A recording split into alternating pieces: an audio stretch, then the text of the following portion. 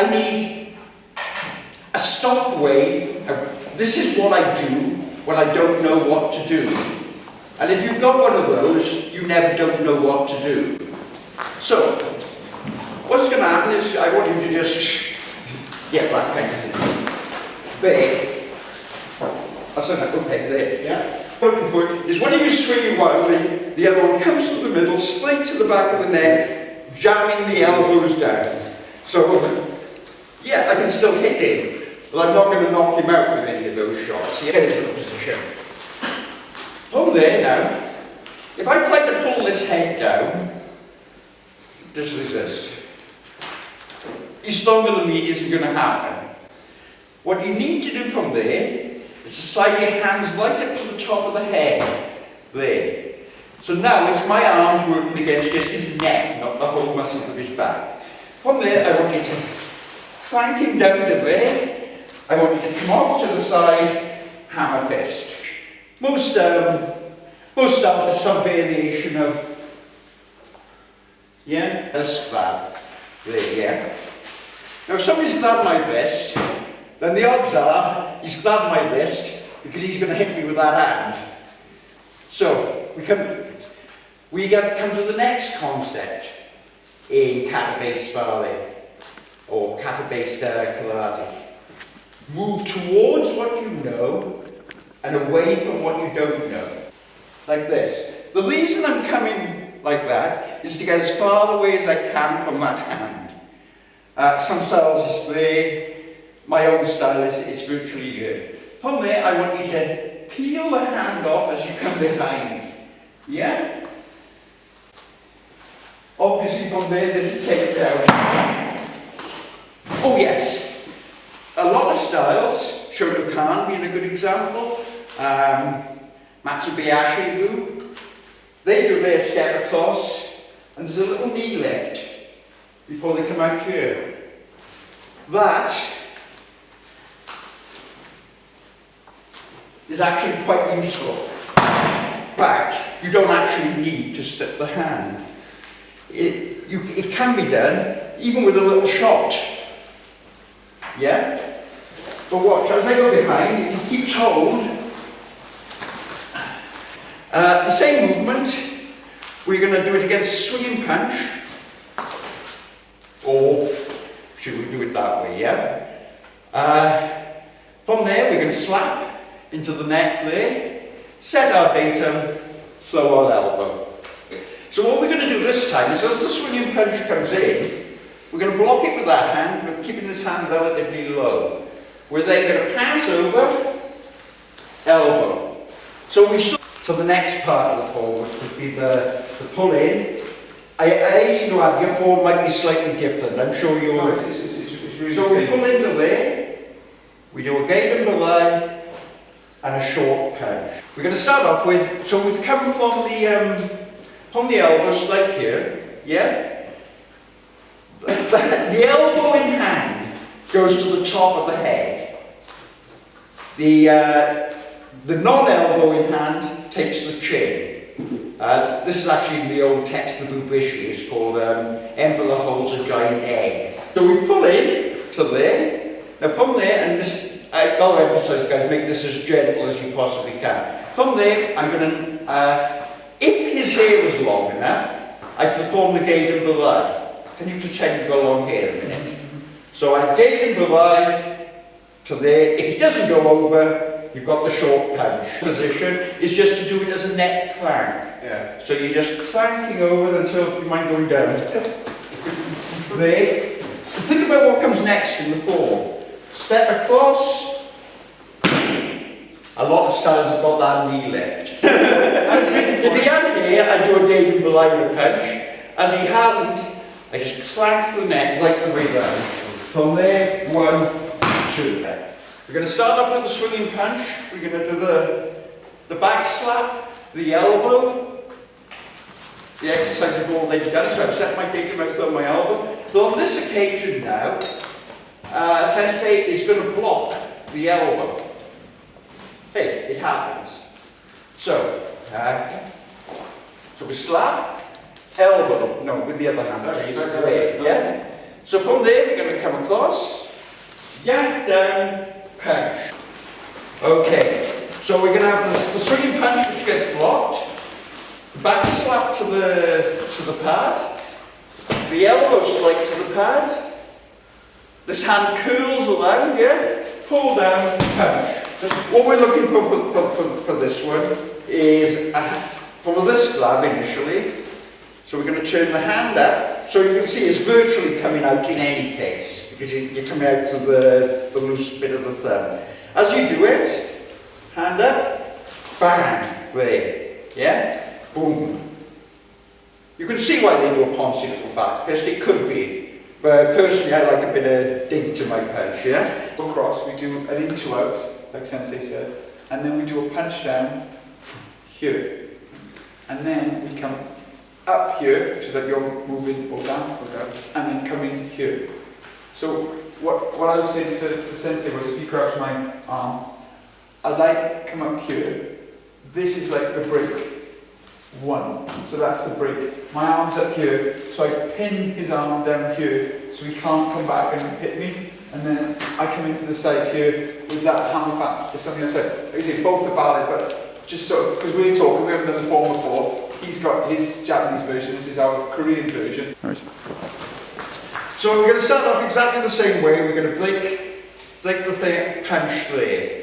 He is then going to swing, because I didn't keep control of his arm. Yeah? From there we're going to underpass. Both hands through as we come off to the side, hammer fist. Yeah? Yeah, from the other side. So we're coming exactly, we're coming exactly the same. Take the arm off, punch, block two arms, pass it through as you change your stance, boom. Which, I presume that's pretty much the last one with the arm. Exactly the same. Yeah. Yeah? One of the things when you're doing kata-based karate is things don't necessarily come in the same order that you practice them in the kata. A good analogy would be the alphabet, or learning to write. You start off with A, B, C, D, which is your basic, if you like, that's your solo chord. But when you actually come to applying and using it, you don't spell out the word A, B, C, D. It wouldn't make much sense. So we're going right from this bit of the kata to this bit of the kata, missing out a whole section. You're always going to find that it's the difference. It's turning your letters into words and then your words into sentences, which hopefully will make more sense at the end. Yeah?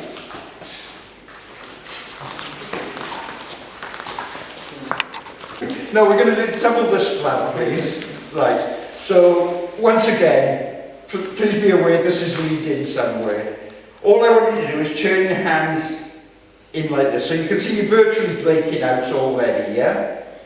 Whichever hand is in front is the one that you're going to clap with. Boom. At the same time as you punch out.